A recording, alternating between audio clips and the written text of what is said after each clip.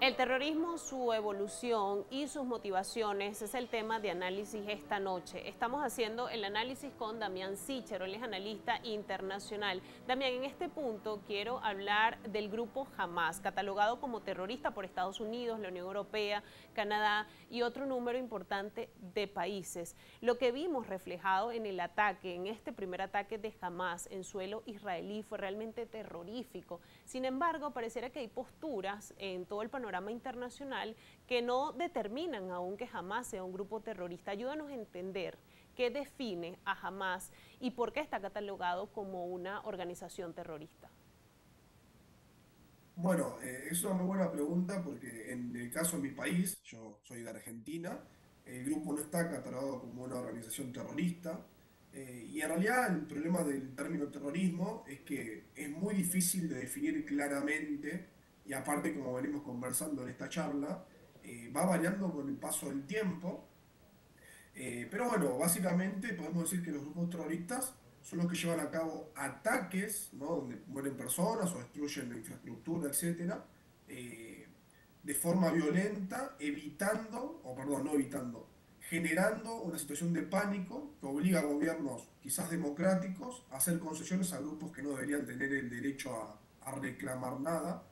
En el caso de Hamas, bueno, me parece que es lógico que sea creado un grupo terrorista por Estados Unidos o la Unión Europea, porque estos son los principales aliados del gobierno de Israel.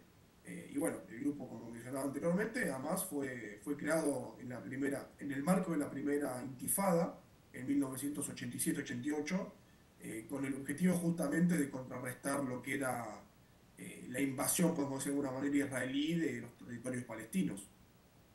Los palestinos acusan también a Israel de llevar a cabo actos terroristas con la población palestina en Gaza, particularmente con estos ataques que hemos visto. ¿Esto es realmente así? ¿Cómo se pueden entender estas acusaciones y estos reclamos?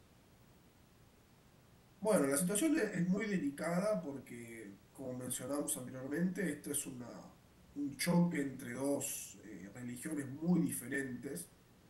Tanto los palestinos como Israel tienen, digamos, argumentos históricos para decir que merecen tener un país en ese territorio. Y esto está claro en que en realidad ambas facciones, estoy hablando del gobierno de Israel y de la autoridad palestina, reconocen el mutuo interés en que haya dos territorios palestinos. El problema es que acá en el medio se terminó metiendo este grupo terrorista más, ¿no? Que en realidad domina lo que es la Franja de Gaza, mientras que la autoridad palestina domina Cisjordania, y no permite que los acuerdos avancen. También es cierto que Israel ha cometido algunos abusos, eh, algunas violaciones del derecho internacional o de derechos humanos en los campos donde hay refugiados palestinos. Y yo creo que esto es una retroalimentación mutua, donde a medida que va subiendo y escalando el conflicto, mutuamente se acusan de, bueno, usted hizo esto otro, yo estoy respondiendo a lo que usted hizo.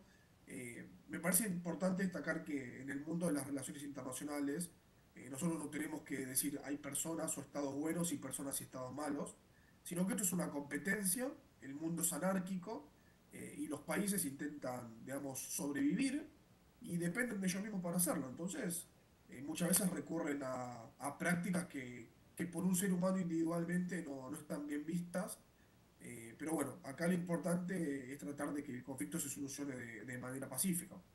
Fíjate, Damián, se suele pensar que el terrorismo siempre son actos que se cometen contra el adversario. Sin embargo, la situación que vemos en Gaza es bastante delicada porque es un territorio que está controlado por el grupo Hamas desde 2006-2007 y las acusaciones a este grupo con respecto al dominio de esta región es que precisamente se usa a la población civil, al pueblo palestino, como escudos de guerra en este proyecto que tiene Hamas de ir contra el Estado de Israel. ¿Esto también puede ser considerado como terrorismo? Bueno, no sé bien si podemos catalogar esa acción como terrorismo, pero sí estoy completamente de acuerdo en que el grupo se refugia detrás de los civiles. Los grupos terroristas en general actúan de esta manera, no van a combatir directamente contra los ejércitos, sino que llevan a cabo combates en ciudades y guerra sucia, se le dice, ¿no? En lo que es el término de un internacionalista. Y bueno, ellos abusan justamente de esta protección de los civiles, porque cuando Israel intenta contraatacar, es muy difícil que Israel no termine afectando a civiles inocentes. Entonces se genera esta sensación de, bueno, Israel está matando inocentes, por lo tanto es un estado agresor, cuando en realidad los que se están refugiando detrás de la población es el propio grupo terrorista que no combate cara a cara con las fuerzas israelíes. Eh, Acá me parece que lo más importante aclarar es que el grupo difícilmente se ha radicado completamente de la franja de Gaza, por lo que en algún momento va a ser necesario que la población palestina también, de alguna manera, intente echarlos de la región, que es lo que yo venía comentando antes, ¿no? Tratar de que la propia población palestina se dé cuenta de que el grupo genera más mal que bien. Damián, rápidamente para cerrar, ya debo despedir el programa. ¿Es el terrorismo nuevamente una amenaza para el mundo?